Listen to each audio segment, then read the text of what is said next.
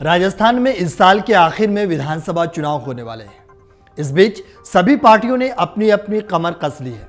सभी पार्टियां जीत हासिल करने के लिए अपने अपने तरीके से रणनीति तैयार कर रही है। वहीं विधानसभा चुनाव को लेकर कांग्रेस सरकार दोबारा सत्ता में आने के लिए अपनी पूरी ताकत लगा दी है। मुख्यमंत्री अशोक गहलोत पिछले 6 महीनों से लगातार प्रदेश का दौरा कर रहे हैं।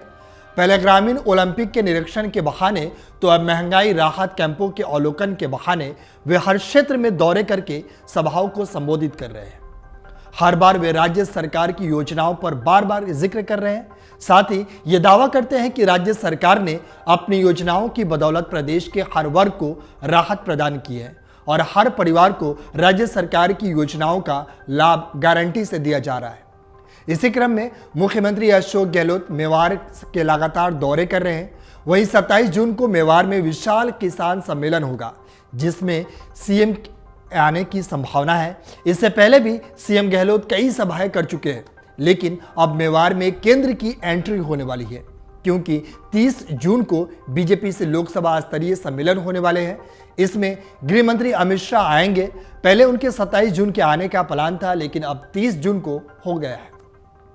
चर्चाएं हैं कि मेवाड़ में लंबे समय से बीजेपी को किसी बड़े चेहरे की जरूरत खल रही थी, क्योंकि सीएम अशोक गहलोत मेवाड़ को लक्ष्य बनाकर लगातार दौरे कर रहे थे और दौरे कर भी रहे।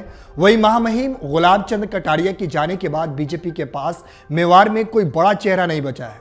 ऐसे में केंद्र की दस्तक जरूरी है। वहीं इससे पहले पीएम मोदी भी राजसमंद जिले के नाथद्वार में सभा कर चुके हैं। मेवाड़ के उदयपुर जिले की बात की जाए तो यहां 8 विधानसभा सीटों में से 6 बीजेपी के पास है, जिनमें उदयपुर शहर, उदयपुर ग्रामीण, झारोल, कोटरा, सलुम्बर तथा मालवी शामिल है। वहीं वल्लभनगर और खेरवाड़ा सीट की कांग्रेस के पास है। पिछले 1.5-2 महीने में मुख्यमंत्री अशोक गहलोत झाडोल, कोटरा, मावली, उदयपुर की दोनों विधानसभा क्षेत्रों में दौरा कर आम लोगों से मिल चुके हैं। इस बार भाजपा के कब्जे में सलुम्बर सीट की बारी है, जहां 26 जून को सलुम्बर में आयोजित किसान मेले में उनके भाग लेने की योजना है, जहां पर सलुम्बर के लोगों को यह मैसेज देना चाहते हैं कि उनकी दशकों से लंबित जिले की मांग उन्होंने इस बार पूरी कर दी है।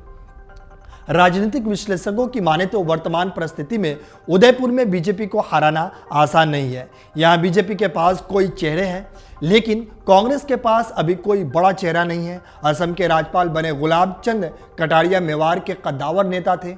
उन्होंने यहाँ रहते हुए मेवाड़ में बीजेपी की जड़ें मजबूत की हैं। अब जब वो यहाँ नहीं है, तब उनके जाने से बीजेपी की कमजोर हो गई है।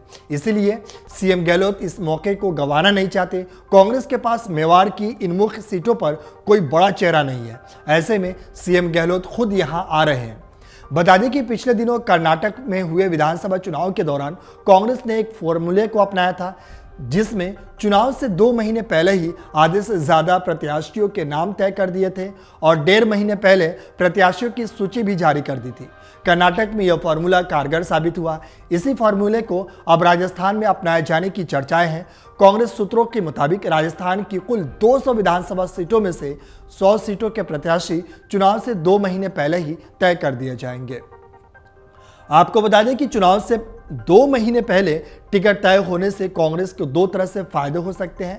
पहला फायदा तो यह होगा कि प्रत्याशी पूरी ताकत से अपने विधानसभा क्षेत्रों में तैयारी कर सकेंगे। दूसरा फायदा यह होगा कि नाराज या बागी होने वाले नेताओं को मनाने का पूरा समय मिल जाएगा। अब तक यही होता आया है कि कई प्रत्याशियों ने नाम नामांकन के आखिर दिन की शाम तक उनको पता नहीं होता था। ऐसे में बागी नेताओं को मनाने का समय नहीं मिल पाता और पार्टी को नुकसान उठाना पड़ सकता था। साथ ही राहुल गांधी के मंशा के अनुरूप इस बार करीब 100 सीटों पर 50 वर्ष से कम आयु के युवाओं नेताओं को भी टिकट दिए जाने की तैयारी चल रही है। अमर उजाला अब आपके टीवी पर भी। अपने स्मार्ट टीवी पर यूट्यूब पर सर्च करें अमर उजाला, चैनल सब्सक्राइब करें और देखें ताजा खबरें, वो भी HD क्वालिटी में। और हाँ, बेल आइकन दबाना ना भूलें, ताकि हर खबर हो आपके घर। अमर उजाला, निष्पक्ष, निर्भीक, निरंतर।